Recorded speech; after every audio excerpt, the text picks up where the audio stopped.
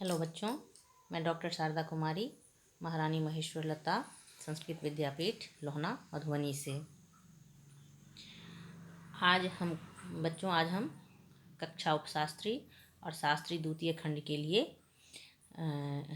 जो जिस पाठ्यक्रम को आगे बढ़ा रहे हैं उसी में आगे की कड़ी को देखेंगे। कल हमने अकबर और राजपूत के बीच जो संबंध किस तरह के थे, अकबर ने राजपूतों के प्रति क्या नीति अपनाई थी, उसके बारे में अध्ययन किया था। आज जहांगीर के साथ और राजपूतों का क्या संबंध रहा, जहांगीर ने राजपूतों के प्रति किस तरह की नीति अपनाई, उसका अध्ययन करेंगे। हम जब इस चीज़ का आकलन करते हैं, जहांगीर की नीति को देखते हैं राजपूतों के प्रति, तो पाते हैं कि कमोबेश वह अकबर के समान ही जो है सो राजपूतों के प्रति नीति का अनुसरण किया। उसने कुछ हद तक उनके साथ उदारता की ही नीति अपनाई, और जिन्होंने मुग़ल प्रभुसत्ता को स्वीकार कर लिया था उसके साथ मित्रता की, और जिन्होंने स्वीकार नहीं किया था उन राज्यों के प्रति आक्रमणात्मक नीति अपनाई थी।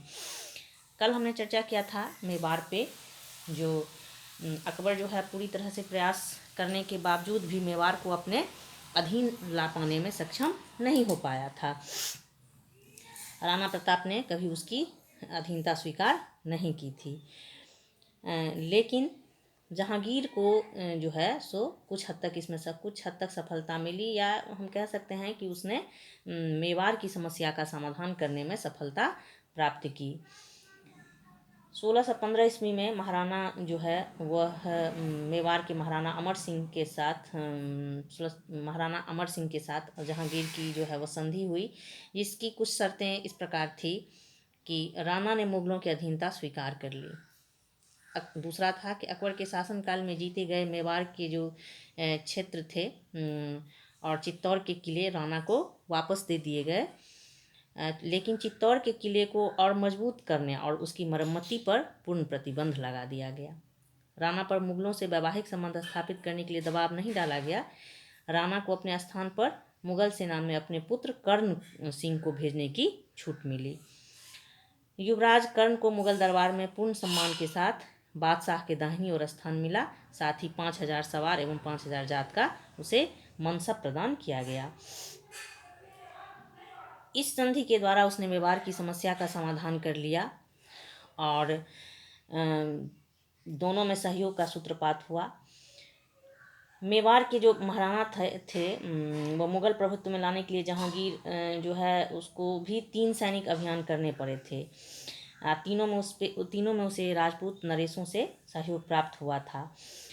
लेकिन इस संधि के बावजूद भी, मेवाड़ को अपने अधीनता में लाने के बावजूद और अन्य राजपूतों से सहयोग प्राप्त करने के बावजूद भी, जहांगीर की नीति अकबर की नीति के तरह अनुकूल नहीं थी। जितना धार्मिक मामलों में उदार अकबर था, जहांगीर उतना निष्पक्ष नहीं रह पाया। और हम देखते हैं कि जहांगीर के शासनकाल में ही राजपूत नरेशों की संख्या जो है उनको मनसबदारी मिलनी कम हो गई थी, और राजपूतों को वह विश्वास और सम्मान जो है जो अकबर के समय में मिला था, वो जहांगीर के समय में देखने को नहीं मिलता है।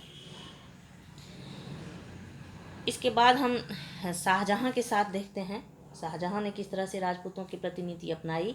शाहजहां जो कि स्वयं एक राजपूत कन्या से उत्पन्न था, लेकिन राजपूतों पे उसका विश्वास जो है वो जहांगीर से भी कम था। वह राजपूतों पे अविश्वास करता था और उसके प्रति वह असहिष्णु ही रहा।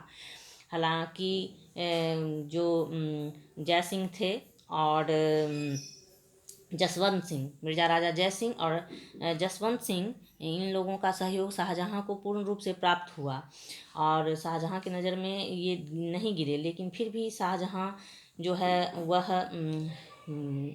राजपूतों को वह स्थान नहीं दे पाया। उसके मस्तिष्क में जो है हिंदू विचार जो है वो नहीं समा सके और वह इस्लाम के प्रति ही कट्टर रहा। उसकी धार्मिक नीति में भी जो है वह परिवर्तन आने लगा था। उसने अपने शासनकाल के आरंभ में ही आदेश दिया कि सरकारी पदों पर केवल मुसलमानों को ही नियुक्त किया जाए। हालांकि इसका पूरी दृढ़ता से पालन नहीं हो सका। राजपूत भी रहे, मनसब उनको भी प्राप्त होती रही, लेकिन गिरावट तो निश्चित रूप से आई ही। और हम देखते हैं कि शाहजहाँ के समय में मुग़ल राजपूत सहयोग में कमी आई, और जिसका कालांतर में हम देखते हैं कि औरंगज़ेब के समय तक आते आते और भी ज़्यादा इसमें गिरावट आई, और यह मुग़ल साम्राज्य जो है पतन की ओर अग्रसर हुआ। तो इसके कई कारणों में एक कारण ये भी माना जा सकता है, जिसकी शुरुआत शाहजहाँ के समय में ही हो गई। शाहजहाँ बड़े बड़े पदों पर मुसलमानों को ही बिठाने लगा, राजपूतों को थोड़ा सा वो दरकिनार करने लगा। और जिस तरह की स्थिति अकबर के समय में या फिर कुछ हद तक जहांगीर के समय में राजपूतों की थी, वो शाहजहाँ के समय में देखने को नहीं मिलती है, उसमें गिरावट आ जाती है। और औरंगज़ेब तो के समय में तो और भी जो है सो अंदरूनी बहुत सारे झगड़े मसले उभर कर सामने आते हैं। कल अब हम औरंगज़ेब और राजपूतों के साथ संबंध पे चर्चा करेंगे, जिसके साथ ही ये मुग़ल राजपूत संबंध का जो पूरा पाठ्यक्रम है वो कंप्लीट हो जाएगा। धन्यवाद।